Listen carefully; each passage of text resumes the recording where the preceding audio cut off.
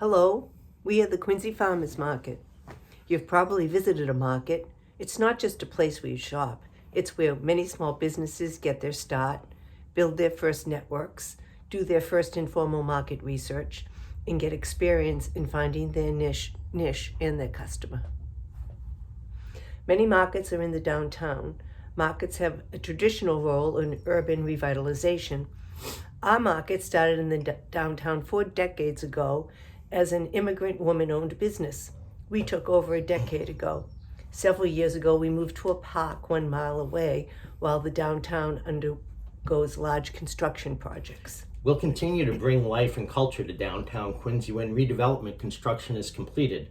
Right now, though, the biggest challenges we face are redesigning operations of the market to accommodate contagion control, a tripling or more of costs due to COVID-19 control plans and previously unnecessary equipment, and deploying a government food assistance program for people out of work, as well as a complete loss of income from vendor fees, which pay for the marketing, communications, and equipment costs of running the market.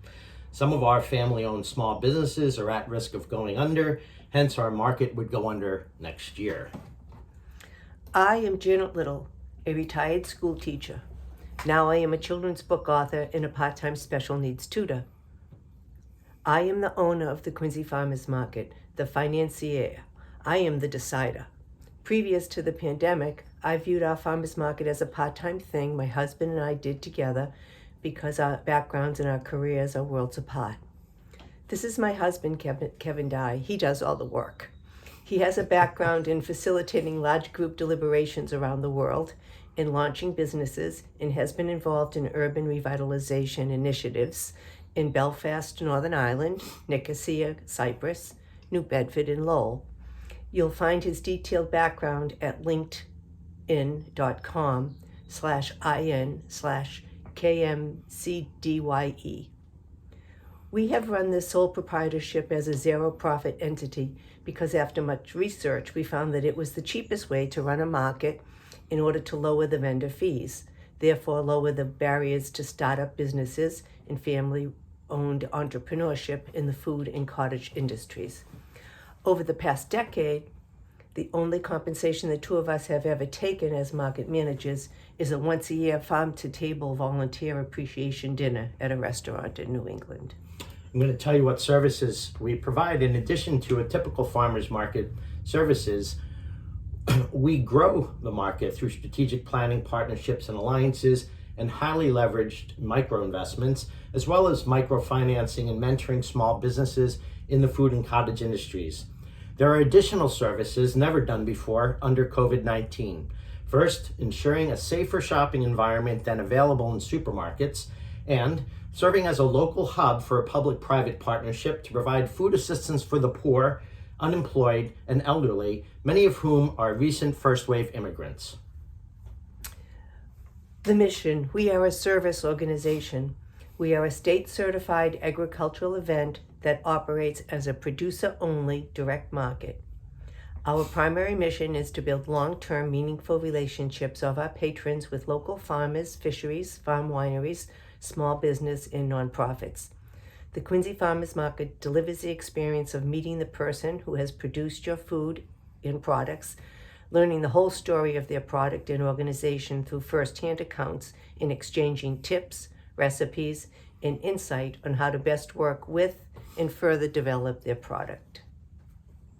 The market facilitates local implementation of federal law Title VII, Agriculture, Chapter 63, Farmer to Consumer Direct Marketing Act of 1976.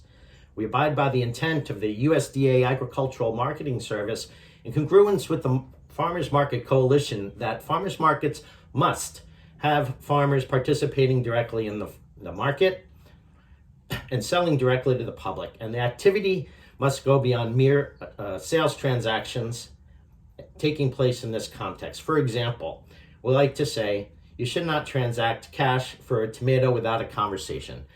Tell us what you did with what you bought last week. Share your recipe. Ask for a recipe we love for what you're going to buy today. Learn about a new heirloom tomato variety, or tell us a story, especially one that enlivens our sense of multiculturalism. Our services: Producer-only direct market, urban downtown host of rural small farms and businesses. We leverage local cultural diversity in events that act to promote them and advertise the market. Move the market and vendors along a strategic trajectory consonant with research on the role of markets in downtown revitalization. And we engage small local business development at the 1 to 5 employee level through incubation processes. Then, once there's grown enough, we help them find brick and mortar stores if it's appropriate or go online. Why are we applying for this grant? To survive and stay on mission. Loss of income by doing our share to keep small family-owned farms and markets afloat. Then, as we have demonstrated in the past, we will shepherd them into brick and mortar stores in Quincy and other surrounding towns. There is a large additional cost and volunteer time to implement COVID-19 control plans. This year, we've personally loaned the market approximately $5,000 to operate. The executive director of Mass Farmers Markets estimated it would cost each market an additional $10,000 to $15,000 a year. Our typical annual income from the market is only $5,000 to $6,000. It's designed to be low in order to lower the startup costs for new businesses. It will take months to mobilize the community to step into a more direct role in financing and volunteering to run the market. Prior to the current situation, many people in Quincy and many patrons mistakenly believed that the market is to be a government-funded and public-run service. In previous years, we have kept a low profile regarding our volunteerism and never spoke about our philanthropy. But the new demands have gone beyond anything reasonable. Under the pandemic, we are also acting as an uncompensated food distribution site for a government-run food assistance program called the Healthy Incentives Program. This is a partnership of the Department of Transitional Assistance, the Massachusetts Department of Agriculture, and the Federation of Massachusetts Farmers Markets. The first time we ran this program 4 years ago, it resulted in the loss of 60 to 75% of our existing customer base not on assistance with our largest vendors, and so they stopped coming. An unintended consequence of this program was it simply substituted cash customers with people on assistance whose purchase was paid for by the government. With the loss of this customer base, we lost more than half of the rest of our vendors, 17 out of 30 or so the following year. After investing to grow the market from 6 to 30 vendors for 6 years, we were down to 12 to 15. We still have not recovered. Our attempts to set up the program elsewhere were not successful, yet we have reopened the program in this time of need. We have launched a Friends of the Quincy Farmers Market and placed it on a track to become a 501c3 to accommodate all the educational objectives of other projects as well as this, which find their intersection at the market. The Healthy Incentives Program, as the name implies, is intended to help people at risk of chronic disease to learn to eat better and therefore reduce their susceptibility to disease, lower government and overall costs of health care. This is a wonderful goal for that program. However, it is not within the mission of the Quincy Farmers Market, but it'll take us about a year to offload it into the nonprofit sector. Historical and future role in downtown revitalization is an important mission of our market. We also anticipate, as we mentioned, scaling up small business incubation in the food and cottage industries, as people unemployed will have difficulty just finding another job.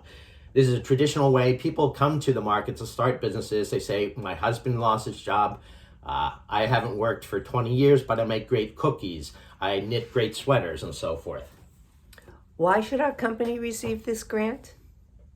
Added to the role of markets in downtown revitalization and anticipated need to expand of the small business incubator aspect.